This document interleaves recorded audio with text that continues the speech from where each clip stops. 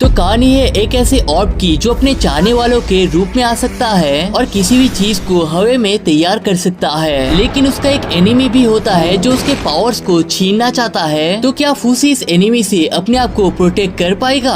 तो कहानी की शुरुआत में हम एक ऑर्ब को देखते हैं जो स्टोन में लगने के साथ ही उसमें बदल जाता है, जिसके बाद सीजन बदलने लगता है और ये जगह बर्फ से ढक जाता है। अब इसके बाद हम देखते हैं कि एक घायल लोमड़ी यहीं से जा रही होती है और स्टोन के पास मर जाती है, जिसके बाद वो स्टोन लोमड़ी में बदल जाता है और अपने घाव को तुरंत ही हील कर लेता है। अब उसे चलना तो नहीं आता है, लेकिन थोड़ा सा कोशिश करने के बाद वो चल भी पाता है। जिसके बाद वो एक विलेज में लड़के के पास पहुंच जाता है, जिसके बाद उसे पता चलता है कि ये लड़का उसका मालिक होता है और इस गांव में इस लड़के के अलावा और कोई नहीं रहता है। जिसके बाद वो लड़का उसे खाना खिलाने लगता है, लेकिन अभी उसे खाना खाना भी नहीं आता है। अब अगले दिन है पता चलता है कि एक टाइम पर यहाँ पर काफी सारे लोग रहा करते थे, लेकिन बदलते मौसम और खाने की कमी के चलते वो सभी यहाँ से निकल जाते हैं। और उस टाइम पर यहाँ पर जितने भी बुरे लोग होते हैं उन सभी का जिम्मेदारी इस लड़के को दिया जाता है। लेकिन तभी हमें कुछ ग्रेव्स को दिखाया जाता है जहाँ पर उन बुरे आदमियों को दफनाया गया है। लेकिन तभी वो लड़का तेजी से भागने लगता है क्योंकि उसका डोरबेल बजने लगता है, लेकिन घर जाके देखता है कि यहाँ पर कोई भी नहीं होता है और वो बेल असल में एक फिश के पकड़े जाने की वजह से बज रहा था। जिसके बाद वो लड़का फिश के सर को लोमड़ी को खाने को दे देता है, लेकिन अभी भी उस लोमड़ी को कैसे खाना होता है वो पता नहीं होता है, जिस वजह से वो लड़का जिस तरीके से खाता है उसका ही एक्टिंग करने लगता है। जिसके बाद रात में वो लड़का काफी सारे लोगों के ड्राइंग बनाने लगता है और ये उन लोगों का ड्राइंग होता है जो एक टाइम पर इस गाँव में रहा करते थे। जिसके बाद वो लड़का कहता है कि वो काफी सारे लोगों से मिलना चाहता है, इस वजह से वो इस जगह को छोड़ने वाला है। जिसके बाद अगले दिन थोड़ा सा तैयारी करने के साथ ही वो लड़का साउथ की तरफ निकल जाता है और तभी वो लड़का कहता है कि आगे बढ़ते हुए हम जमीन के पास पहुंच जाएंगे और मैंने सुना है कि वहाँ पर काफी स्वादिष्ट खाने भी मिलते हैं। लेकिन तभी वो दोनों एक एरो के निशान को देख लेते हैं, जिसका मतलब है कि वो दोनों सही डायरेक्शन में जा रहे हैं। जिसके बाद रात में रेस्ट करने के दौरान वो लड़का कहता है कि बहुत टाइम पहले उसने सब्जियां खाया था और ये सब्जियां असल में मछलियों से भी ज्यादा स्वादिष्ट होता है। जिसके बाद वो दोनों अपने सफर को कंटिन्यू रखते हैं और एक के बाद एक एरोज उन्हें मिलते ही जाते हैं। लेकिन एक दिन यहाँ का मौसम बहुत ही खराब होने लगता है और कुछ दिखाई ना देने की वजह से वो लड़का एक नदी में गिर जाता है। बाहर आकर देखता है कि उस लड़के के पैर में लकड़ियां घुस चुकी है, लेकिन वो लड़का कहता है कि इन छोटे मोटे घाव से कोई फर्क नहीं पड़ता है। और तभी उसे पास ही में एक पेड़ दिख जाता है, जिसका मतलब है कि उसे पहाड़ भी मिल सकता है। जिसके बाद दिन गुजरने लगता है और वो लड़का इस घायल पैर को लेकर ही आगे बढ़ने लगता है, लेकिन दिन प्रतिदिन ये घाव और भी गहरा होता जाता है। लेकिन तभी उसे एक दिन एक एरो मार्क्स दिख जाता है जिसके ऊपर खून से रॉन्ग नंबर लिखा गया है। और तभी वो देखता है कि पास ही में एक व्हाइट कलर का फ्लैग, ग्रेप्स और काफी सारे लकड़ियां होते हैं, जिसका मतलब यही होता है कि वो सारे लोग इस जगह पर आकर मर चुके हैं। जिसे जानने के बाद वो लड़का यहाँ पर बुरी तरीके से रोने लगता है और सोचता है कि शायद ये पूरी दुनिया बर्फ से ही ढकी हुई है और इस वजह से वो अपने घर वापस जाने का डिसाइड करता है। लेकिन घर वापस जाने के बाद उस लड़के का तबीयत और भी ज्यादा खराब होने लगता है और क्योंकि अब उसे पता होता है कि उसके सारे अपने मर चुके हैं तो उसको जिंदा रहने का भी और कोई मन नहीं होता है। लेकिन फिर भी वो अपने लोमड़ी को मरता देखना नहीं चाहता, इस वजह से वो दोबारा से ट्राई करने का डिसाइड करता है। लेकिन अब बहुत ही देर हो चुकी है और वो लड़का अपनी आखिरी सांसें गिन रहा होता है। लेकिन मरने से पहले वो उस लोमड़ी से विश करता है कि वो दोनों दोस्त थे, ये चीज उसे भूलना नहीं है। जिसके बाद वो लड़का यहाँ पर मर तो जाता है, लेकिन वो लोमड़ी उस लड़के के फॉर्म में आ जाता है। जिसके बाद वो उस लड़के को छोड़कर अकेले ही अपने सफर पर निकल पड़ता है। लेकिन दूसरी तरफ वो लड़का सपना देखता है कि सारे लोग उसे लेने के लिए वापस आ चुके हैं और वो अपने सारे करीबी लोगों के साथ अपना सफर दोबारा से स्टार्ट करता है, जैसा उसने अपने लोमड़ी को प्रॉमिस किया था। तो गाइस अभी यहाँ पर दो लड़के आ चुके हैं, इस वजह से नाम को लेकर थोड़ा सा कंफ्यूजन हो सकता है। तो हम इस लोमड़ी वाले लड़के को फूसी कह के पुकारेंगे और इसका नाम फूसी क्यों है ये आपको आगे जाके पता चलेगा।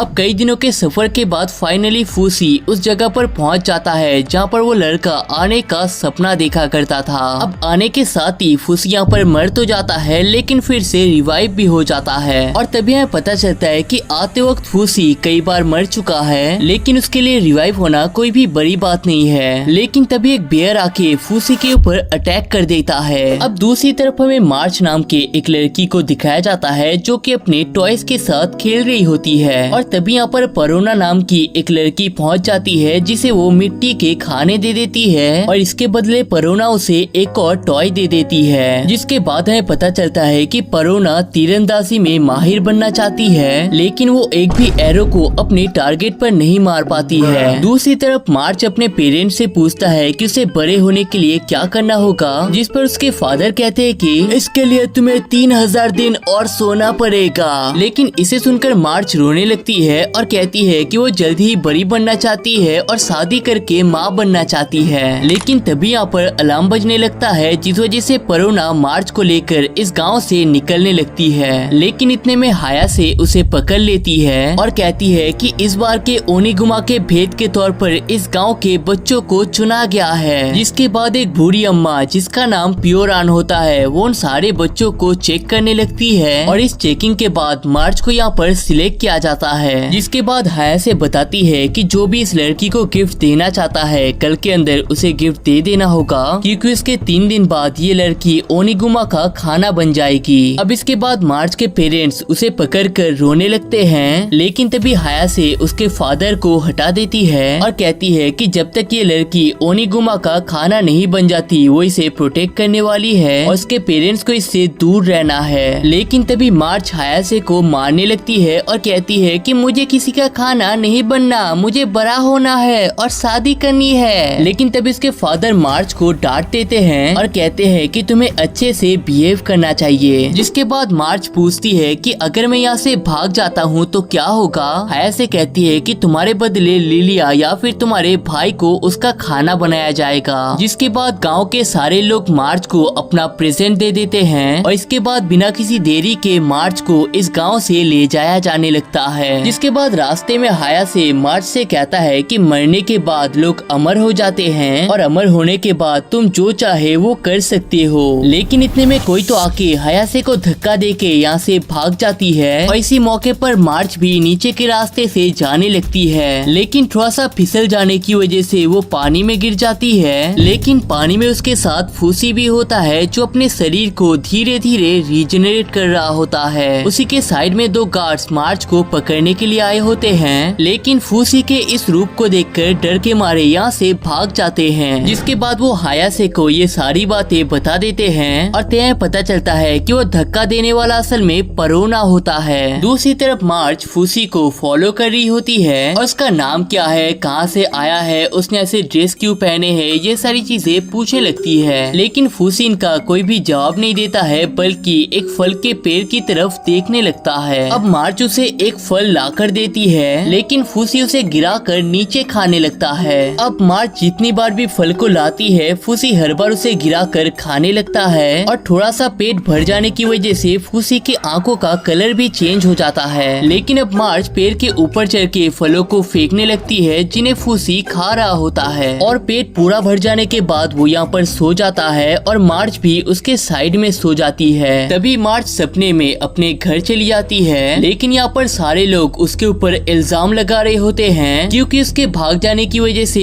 उसके भाई और दोस्त को ओनिगुमा का खाना बना दिया गया है। अब मार्च का नींद खुल जाता है और वो रोने लगती है, लेकिन अब फूसी उसका पीछा कर रहा होता है और मार्च हर बार उसे फल देने लगती है। लेकिन तभी मार्च कहती है कि मैं तुम्हारी मॉमी नहीं हूँ तो मुझे फॉलो मत करो। अब इसके बाद मार्च फूसी को हाथ से खाना खिलाना सिखाती है, लेकिन फूसी जमीन पर ही खाने लगता है। और तभी मार्च कहती है कि तुम बहुत ही ज्यादा पावरफुल हो और अमर भी हो, इस वजह से तुम्हारा नाम फूसी होता है। और फूसी नाम का एक्चुअल मतलब इमॉर्टल होता है। लेकिन तभी हायासे के टीम यहाँ पर पहुँच जाते हैं और मार्च को यहाँ से ले जाने लगते हैं। दूसरी तरफ परोना के कैद करने के दौरान वो अपने पैर से एक छुरी को निकाल लेती है और अपने हाथ के रस्सी को काटने लगती है। लेकिन तभी हम देखते हैं कि ओनिगुमा यहाँ पर पहुँच जाता है, जिसे देखकर एक गार्ड तो भाग जाता है, लेकिन दूसरे गार्ड को ओनिगुमा खा लेता है। जिसके बाद वो परोना को भी खाने वाला होता है, लेकिन इतने में वो यहाँ से भाग जाती है। लेकिन तभी वो ओनिगुमा फिर से अटैक करता है, जिस वजह से परोना गिरते हुए उसी तालाब में आ जाती है जहाँ पर मार्च गिरी होती है। जिसके बाद वो फिर से मार्च को ढूंढने लगती है और उसे यहाँ पर कई सारे झूठे फल दिख जाते हैं। जिसके बाद वो उनका पीछा करते हुए फूसी के पास पहुंच जाती है और वो उससे मार्च के बारे में पूछने लगती है, लेकिन फूसी इसका कोई भी जवाब नहीं देता है। दूसरी तरफ हायासे के टीम के पास वो भागा हुआ गार्ड पहुंच जाता है और कहता है कि उनके ऊपर ओनिगुमा ने अटैक कर दिया है। और तभी हायासे के पास में जो गार्ड होते हैं वो कहते हैं कि मार्च के साथ जो लड़का था वो असल में एक मॉन्स्टर है। लेकिन हायासे इन सारी बातों पर ध्यान न देकर मार्च को एक चीज खिला देती है, जिस वजह से मार्च यहाँ पर बेहोश हो जाती है। जिसके बाद मार्च को एक मॉन्यूमेंट में रख के उसके हाथ और पैर को बांध दिया जाता है। लेकिन तभी यहाँ पर बहुत ही खतरनाक तरीके से आवाज आने लगते हैं और तभी यहाँ पर ओनिगुमा पहुँच जाता है। और तभी यहाँ पर पनोमा भी पहुँच जाती है और अपने छुरी से मार्च के रस्सियों को काटने लगती है। लेकिन तभी वो ओनिगुमा पनोमा को मार के हटा देता है। लेकिन इतने में फूसी भी यहाँ पर पहुँच जाता है। अब ओनिगुमा तो उसे एक झपट्टा मार देता है, लेकिन फूसी फिर से वापस आता है, जिस वजह से ओनिगुमा उसे खाने लगता है। लेकिन फूसी अभी भी फाइट किए जा रहा होता है और तभी अपने लोमड़ी के फॉर्म में आ जाता है। अब इस फॉर्म में वो ओनिगुमा को काटने लगता है, लेकिन ओनिगुमा उसे मार के भगा देता है। लेकिन लोमड़ी अपने आप को हील कर लेता है और ओनिगुमा के ऊपर अटैक करने लगता है, जिसके बाद वो ओनिगुमा के नाक को पकड़ लेता है। अब इस चीज से ओनिगुमा को सबसे ज्यादा दर्द हो रहा होता है, जिस वजह से वो फूसी के शरीर को छीनने लगता है। लेकिन हर बार वो अपने आप को रिवाइव कर लेता है। अब इन सारी चीजों को हायासे का टीम भी देख लेते हैं और अब बहुत देर तक खून निकलने की वजह से ओनिगुमा यहाँ पर बेहोश हो जाता है और उसी के साइड में मार्च अपनी आंखों को पहली बार खोल लेती है। जिसके बाद हायासे कहती है कि तुम दोनों हमारे साथ हमारे गांव चलोगे और तुम्हारे गांव में ये बताया जाएगा कि तुम दोनों को ओनिगुमा ने खा लिया है। और तभी फूसी यहाँ पर पहुँच जाता है, जिस वजह से मार्च उसे अपना फल दे देता है और इसे खाने के बाद पहली बार फूसी शुक्रिया कहता है। अब इसके बाद परोना उस टाइम को याद करने लगती है जब उसकी बड़ी बहन उसे एक पेड़ के पास छुपा कर जाती है। लेकिन जब वो घर जाती है उसे पता चलता है कि उसकी बहन को ओनिगुमा का खाना बना दिया गया है। अब क्योंकि परोना उस टाइम पर मौजूद नहीं थी, इस वजह से उसे इस गांव से निकाल दिया जाता है। लेकिन जब वो अपने बहन के पास जाती है उसे सिर्फ उसका पैर मिलता है। जिसके बाद प्रेजेंट टाइम में वो सभी अभी भी ट्रेवल कर रहे होते हैं और इस टाइम पर प्योरान भी फूसी की टीम के साथ होता है, जिसने एक्चुअल में मार्च को चूज किया था। लेकिन तभी प्योरान बता देती है कि वो भी असल में एक कैदी है और उसे फोर्स करके ये सारी चीजें करवाई गई है ताकि नीनाना के लोग हमेशा उनके बातों को मानते रहे और कभी भी स्ट्रॉन्ग ना बन सके। लेकिन तभी फूसी यहाँ पर टॉयलेट कर देता है, जिस वजह से उन सभी को नहाने का मौका दिया जाता है। लेकिन अपने शकल को पानी में देखने के बाद फूसी को अपने मालिक की याद आने लगती है और वो उसमें ही ट्रांसफॉर्म हो जाता है। जिसके बाद मार्च उसे यहाँ से ले जाने लगती है और रात होने के बाद हायासे कहती है कि वो सभी यानामे में पहुँच चुके हैं और वो उन्हें पहनने के लिए कुछ नए कपड़े भी दे देते हैं। अब यानामे में कई सारी नई चीजें होती है जिसे देखकर वो सभी बहुत ही ज्यादा एंजॉय कर रहे होते हैं। लेकिन तभी मार्च को अपने मदर और फादर की याद आने लगती है और तभी वो यहाँ पर एक पोस्टमैन की बातें सुन लेता है, जिस वजह से वो उनके पास जाकर कहता है कि वो अपने मदर फादर को लेटर भेजना चाहता है। लेकिन तभी उन्हें पता चलता है कि नीनाना के लोगों को पढ़ना लिखना नहीं आता है, जिस वजह से मार्च एक पेपर में अपने हाथ का धब्बा दे देती है और पनोमा इसे अपने पास रख लेती है बाद में देने के लिए। जिसके बाद वो सभी खाने के लिए पहुंच जाते हैं, जहां पर फूसी अभी भी जानवरों की तरह खा रहा होता है और साइड में मार्च और परोना अपने हाथ से खा रहे होते हैं। लेकिन तभी कुछ चॉपस्टिक फूसी के दांत में लग जाता है, जिसके बाद वो इंसानों की तरह खाने लगता है। और तभी हायासे कहती है कि तुम लोगों को भी फूसी की तरह चॉपस्टिक से खाना चाहिए। लेकिन तभी अचानक वो सब लोग बेहोश हो जाते हैं और जब फूसी का नींद टूटता है तो वो हायासे के कैद में होता है। अब प्योराना के फूसी को मारने लगती है, लेकिन फूसी अपने आप को रीजनरेट कर रहा होता है। और तभी एक और गार्ड फूसी को मारने के लिए आ जाता है, लेकिन फूसी गलती से उसे ही घायल कर देता है। जिसके बाद फूसी लोमड़ी के रूप में यहाँ से भागने तो लगता है, लेकिन हायासे उसके ऊपर एरो मार देती है। जिसके बाद फूसी को मार्च के पास रख दिया जाता है। लेकिन तभी फूसी खोदते हुए ओनिगुमा के रूम में पहुँच जाता है और तभी हमें पता चलता है कि ओनिगुमा के शरीर में ये स्टिक्स असल में एरोज होते हैं। लेकिन तभी मार्च और फूसी को हायासे पकड़ लेती है, जिसके बाद मार्च को फूसी को साफ करने का काम दिया जाता है। लेकिन तभी मार्च को पता चलता है कि परोना उसके ऊपर के रूम में रहती है और परोना मार्च को फूसी के काफी सारे हेयर्स देने के लिए कहती है। जिसके बाद परोना सोचती है कि पहले वो प्योरान और मार्च को बचाएगी, जिसके बाद वो ओनिगुमा के आँख को लेकर अपने गाँव चली जाएगी और इस आँख को देखने के बाद वो सभी अपने बच्चों को देना बंद कर देंगे। अब इसके बाद मार्च ओनिगुमा का ध्यान रखने लगती है और तभी मार्च कहती है कि मुझे पता है कि तुम खतरनाक नहीं हो, तुम बस बहुत ही बड़े हो, इसलिए लोग तुमसे डरते हैं। लेकिन तय है पता चलता है कि ओनिगुमा असल में मर चुका है और दूसरी तरफ परोना का प्लान भी रेडी हो चुका है। लेकिन यहाँ से भागने के दौरान रस्सी टूट जाने की वजह से परोना एक रूम में जा गिरती है और तभी एक गार्ड आके परोना से बहुत ही अजीब तरीके से बिहेव करने लगता है, लेकिन परोना उसे ही घायल कर देती है।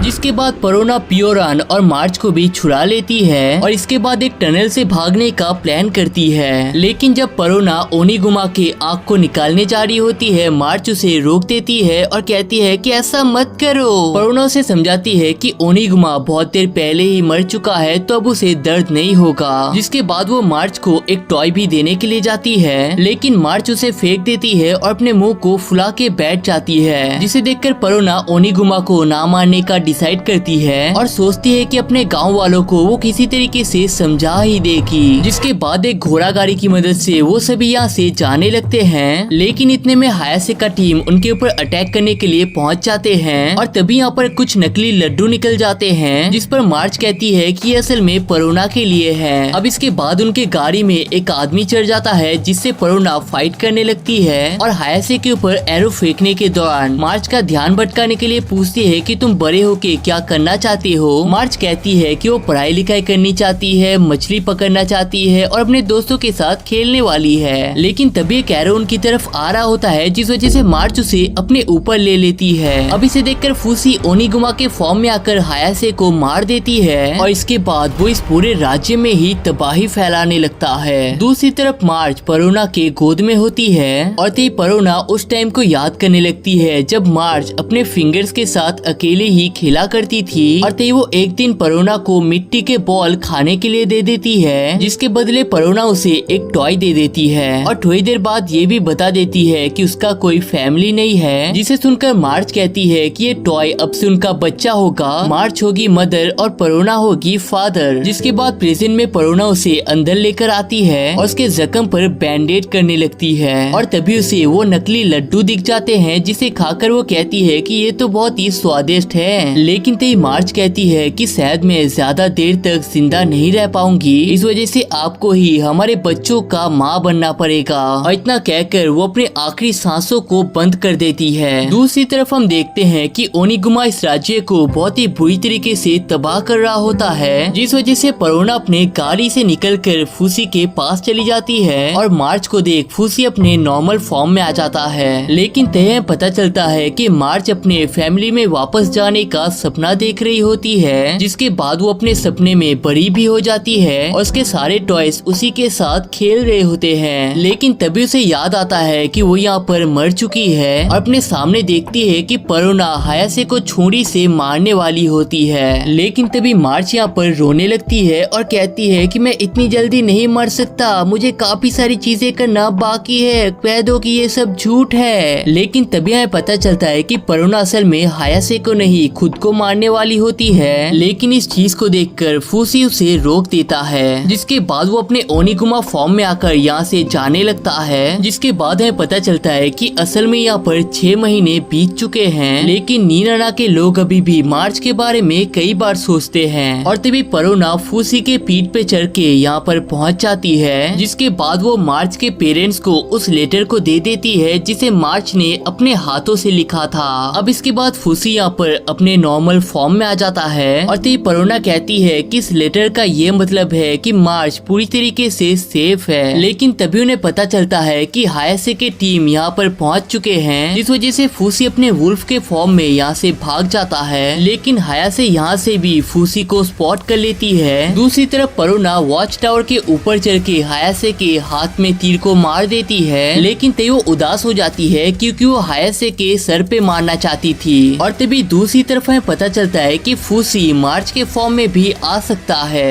अब इसके बाद फूसी खाना खाने के लिए मार्च के फॉर्म का यूज करती है। कभी कभार उस लड़के के फॉर्म में भी आती है, लेकिन ज्यादातर टाइम लोमड़ी बनकर आगे बढ़ रहा होता है। और तेयो यहाँ पर पियोरान को देख लेता है और वो इस टाइम पर मार्च के फॉर्म में होती है। इस वजह से पियोरान उससे बात करने की कोशिश करता है, लेकिन फूसी यहाँ पर बस मार्च के मरने की जगह को देखने के लिए आया होता है और इसके बाद यहाँ से जाने लगता है। लेकिन अगले दिन से पियोरान उसके साथ ही उसके सफर में जुड़ जाती है, लेकिन बहुत ज्यादा भूख लगने की वजह से फूसी के पैर को काटने लगती है। अब फूसी मार्च के फॉर्म में आकर पेड़ पे चढ़ के फलों को खाने लगता है और अपने कुछ झूठे और नॉर्मल फलों को फेंकने लगती है। और जब पियोरान का पेट पूरी तरीके से भर जाता है, वो फूसी का शुक्रिया अदा कर लेती है। अब इसके बाद पियोरान यहाँ पर एक मैप को कॉपी कर रही होती है, लेकिन तभी फूसी को ये लिखने वाला चीज बहुत ही इंटरेस्टिंग लगने लगता है, जिसे देख पियोरान उसे सबके नामों को लिखना सिखा रही होती है। और तभी पियोरान कहती है कि अगर तुम मेरे साथ रहते हो तो लिखना कैसे है, बात कैसे करते हैं और चीजों को क्या कहते हैं ये मैं तुम्हें सिखा दूंगी। जिसके बाद पियोरान उसे सूरज, पंछी, फूल, पेड़ के बारे में बताता है और इसके बाद आग को दिखा देता है और कहता है कि इसमें खाने को बनाया जाता है। और उसके बाद एक नदी को दिखा देती है जहाँ पर पानी को पिया जाता है। अब इसके बाद दिन गुजरने लगते हैं और वो दोनों एक साथ अपने सफर को कंटिन्यू रखते हैं। जिसके बाद वो दोनों एक गांव में पहुंच जाते हैं और यहाँ पर फूसी को बोट, फल और मछलियाँ दिख जाती है। अब इसके बाद बोट में ट्रेवल करने के दौरान पियोरान उसके पास्ट के बारे में पूछता है। फूसी कहता है कि वो बहुत दिनों तक चले जा रहा था और एक दिन उसकी मुलाकात एक आदमी से होता है जो उसे खाना खिलाता है। पियोरान पूछती है कि वो आदमी इस टाइम पर कहाँ पर है। फूसी कहता है कि उसे नहीं पता है, लेकिन अब वो उसी के फॉर्म में आ चुका है। अब इसके बाद हम देखते हैं कि पासी के राज्य में बहुत तेजी से फाइट हो रही होती है और वहाँ का आग समुद्र किनारे से भी देखा जा सकता है। अब इसके बाद फूसी और पियोरान टाकुनाहा में पहुँच जाते हैं, जहाँ पर पियोरान का पुराना बॉयफ्रेंड रहता है। अब रात में खाने के बाद वो दोनों यहाँ पर सो जाते हैं, लेकिन तभी एक पेड़ जैसा चीज फूसी के ऊपर अटैक करके उससे कुछ तो निकाल लेता है। जिसके बाद फूसी और पियोरान तो तैयार हो जाते हैं, लेकिन दूसरी तरफ वो पेड़ जैसा चीज फूसी के उस लड़के के फॉर्म में आ चुका है। लेकिन तभी यहाँ पर ये पूरा जगह फ्रीज हो जाता है और जमीन के अंदर से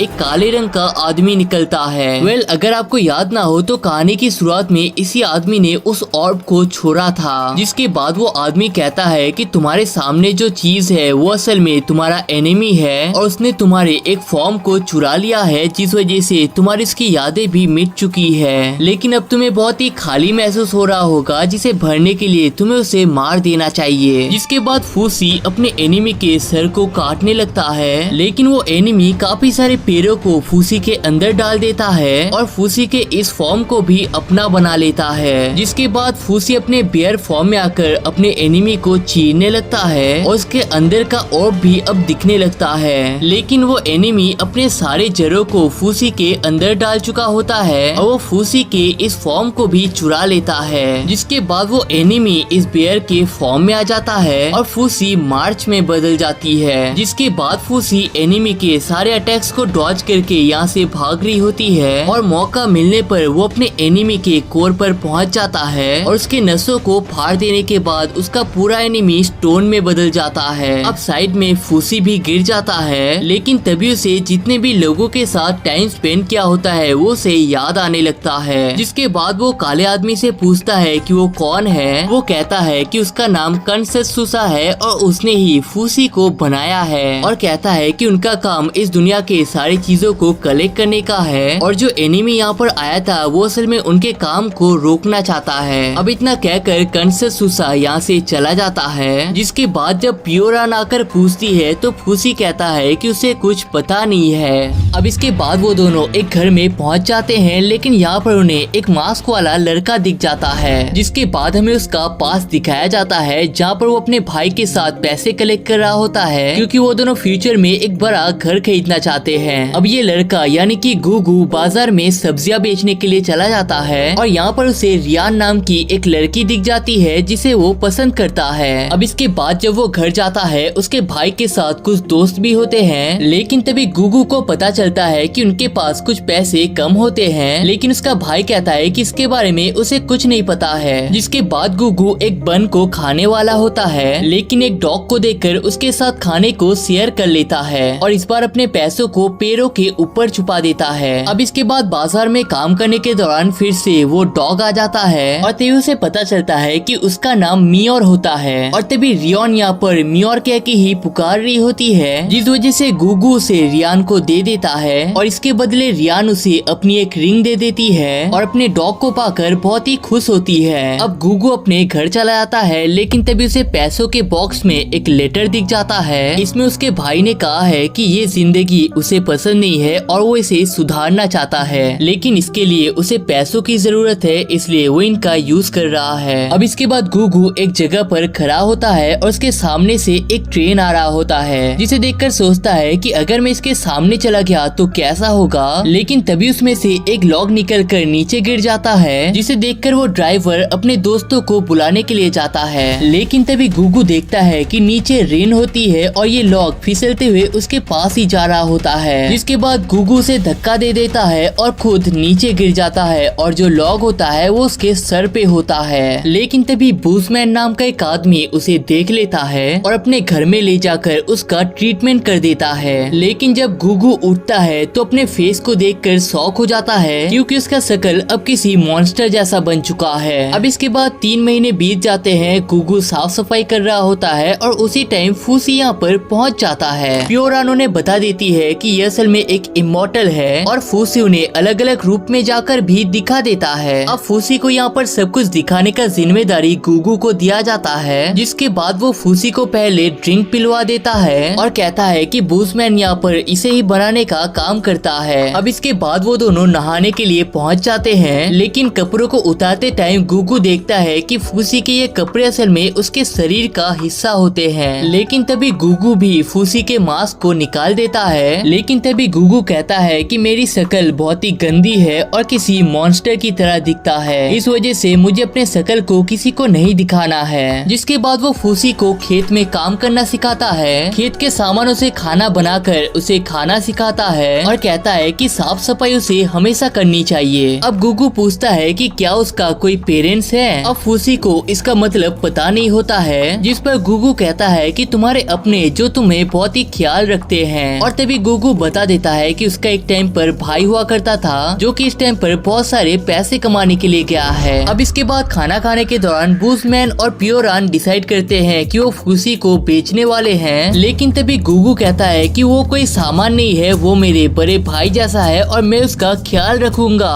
जिसे सुनकर बूसमैन और प्योरान कहते हैं कि हमें तो ये पहले से पता था, हम तो बस मजाक कर रहे थे। अब इसके अगले दिन उनके दुकान में रीन पहुंच जाती है, लेकिन गुगु उसे देखकर तो शॉक हो जाता है और कहता है कि आपको कड़वी जूस नहीं पीनी चाहिए, उसके बदले में आपको मीठा जूस दूंगा जो कि बच्चों के लिए भी बहुत ही अच्छा होता है। लेकिन रीन कहती है कि वो जूस खाना नहीं चाहती है, उसके हाथ में 3 महीने पहले एक चोट आई थी जिसे ठीक करने के लिए उसे जूस चाहिए। गुगु कहता है कि ठीक है, कोई प्रॉब्लम नहीं होगा। लेकिन तभी रीन उससे पूछ लेती है कि उसने ये मास्क क्यों पहना है। गुगु कहता है कि ये उनके दुकान का एक रिवाज है और तभी रीन उसका नाम पूछ लेती है, जिस वजह से गुगु अपना नाम बता देता है। लेकिन रीन कहती है कि वो फूसी का नाम पूछ रहा था, लेकिन इसे सुनकर गुगु फूसी को भगा देता है। अब गुगु अकेले में रो रहा होता है, लेकिन तभी बूसमैन जाकर कहता है कि अगर तुम्हें लड़की पटानी है तो तुम्हें अपने आप को स्ट्रॉन्ग करना होगा। जिसके बाद गुगु अपना ट्रेनिंग स्टार्ट कर देता है, लेकिन जब फूसी उसके पास जाता है तब गुगु से भगा देता है। अब इसे देखकर बूसमैन और प्योरान हंस रहे होते हैं और फूसी उनका कॉपी करने लगता है। अब उस दिन रात को गुगु फूसी के पावर को टेस्ट करना चाहता है, इस वजह से वो एक छुरी से फूसी के हाथ को काट देता है और इससे फूसी एक नई छुरी को तैयार कर पाता है। गुगु कहता है कि क्या वो इस कप को भी बना सकता है, लेकिन फूसी से बना नहीं पाता है, लेकिन पास्ट को याद करके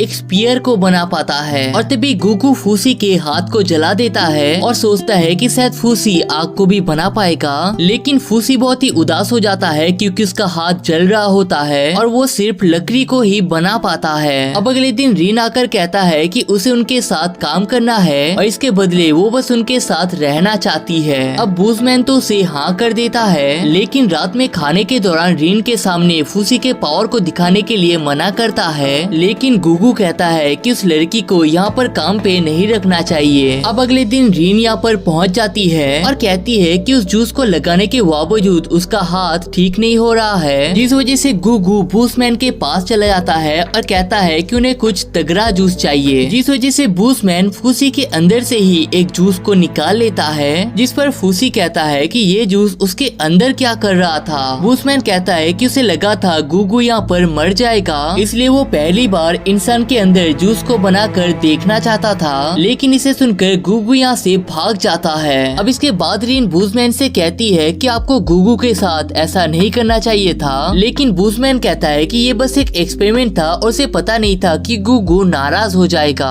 और तभी यहाँ पर फूसी पहुँच जाता है, जिसे देख रीन कहती है कि चलो हम दोनों गुगू को वापस लाते हैं, लेकिन फूसी गुगू के रात के बिहेवियर को याद कर रहा होता है और उसे सोचकर ना जाने का डिसाइड करता है। अब गुगू के बदले फूसी को खाना बनाना पड़ता है, जो कि बहुत ही बेकार होता है। अब फूसी ठीक से साफ सफाई नहीं कर पाता है, खेती बाड़ी के दौरान खेत को ही तबाह कर देता है और खाना बनाते टाइम बहुत ज्यादा नमक दे देता है और ये और भी बेकार हो जाता है। जिसके बाद फूसी ऐसी ही गलती करता रहता है, जिस वजह से वो प्योरान के पास चला जाता है और सब कुछ सिखाने के लिए कहता है, लेकिन प्योरान कहता है कि तुम्हें गुगू से माफी मांगना होगा और उसे ही तुम्हें सिखाने के लिए कहना होगा। लेकिन तभी फूसी को याद आता है कि मार्च लोगों से काम करवाने के लिए उन्हें लड्डू दिया करती थी, इस वजह से वो भी उन्हें मिट्टी के लड्डू दे देता है, लेकिन प्योरान तो इसमें नहीं मानती है। दूसरी तरफ गुगू अपने मशीन को बाहर निकालने का कोशिश कर रहा होता है, लेकिन वो नहीं निकलता है, जिसके बाद वो अपने पुराने मालिक से काम मांगने के लिए जाता है और इसके बाद अपने पुराने घर में ही सो जाता है। अब अगले दिन काम करने के दौरान सब लोग गुगू के मास्क के बारे में ही बात कर रहे होते हैं और घर जाते टाइम भी सब उसे ही देख रहे होते हैं, लेकिन रात में उसे अपने मालिक के घर खाने के लिए बुलाया जाता है, लेकिन मालिक के बेटे कहते हैं कि वो गुगू के शकल को बिना देखे उनके साथ नहीं खा सकते हैं, लेकिन गुगू जब अपने शकल को दिखा देता है, इससे सब लोग डर जाते हैं। अब गुगू घर जा रहा होता है, लेकिन तभी कुछ लोग आकर उसके मास्क को फेंक देते हैं और तभी गुगू सोचता है कि शायद उसे इस मास्क को लगाने की जरूरत ही नहीं है, लेकिन जब फूसी इस मास्क के बगैर काम करने के लिए जाता है, इस बार सब लोग उसकी तरफ और भी ज्यादा देख रहे होते हैं, लेकिन जब वो बाजार में जाता है सब लोग उसे देखकर डरने ही लगते हैं, लेकिन तभी वो मालिक का बेटा गुगू को जाकर डांट रहा होता है और कहता है कि तुम्हारी वजह से हमारे पापा की इज्जत जा रही है, तो इसलिए कल से काम में मत आना। जिसके बाद गुगू सोचता है कि वो लड़का सही कह रहा था, उसे किसी का भी इज्जत गिराने का कोई अधिकार नहीं है, लेकिन तभी उसे याद आता है कि उसके पास एक बहुत ही महंगा रिंग मौजूद है और जब वो इसे दुकान में दिखाता है तो दुकान वाला शॉक हो जाता है, इसलिए गुगू वहाँ से भाग जाता है। जिसके बाद वो कई लोगों से काम तो मांगता है, लेकिन सब लोग उससे डर रहे होते हैं, लेकिन तभी अचानक उसे अपने भाई की आवाज सुनाई देती है और तभी वो देखता है कि उसका भाई मरने की कगार पर होता है, जिस वजह से वो रिंग अपने भाई को दे देता है और सोचता है कि वैसे भी वो उस रिंग का कोई इस्तेमाल नहीं कर पाता, लेकिन अगर ये रिंग उसके भाई के पास रहेगा तो वो कुछ दिनों तक खा पी पाएगा। जिसके बाद वो अपने घर चला जाता है, लेकिन कुछ लोग उसे पकड़ लेते हैं बेचने के लिए, लेकिन तभी फूसी आकर उनके ऊपर अटैक कर देता है और उसके ओनिगुमा फॉर्म को देखकर तो वो सभी डर के भाग जाते हैं और गुगू के जान को बचाने के लिए वो उसका शुक्रिया अदा कर लेता है। तो गाइस इसी के साथ टू योर इटर्निटी का पार्ट 1 यहीं पर खत्म हो जाता है। तो अगर वीडियो अच्छी लगी हो तो लाइक कर देना, एम करते हैं 1000 लाइक्स का, और पार्ट 2 के लिए कमेंट भी कर देना। इसका अगला पार्ट आपको राइट साइड में दिख रहा होगा, जहाँ पर हम देखेंगे कि जब वो एनिमी और भी पावरफुल बनकर आता है तब कैसा हो जाता है, वरना लेफ्ट साइड में एक बहुत ही अच्छा रोमांस एनिमे है जिसे आपको ट्राई देना चाहिए।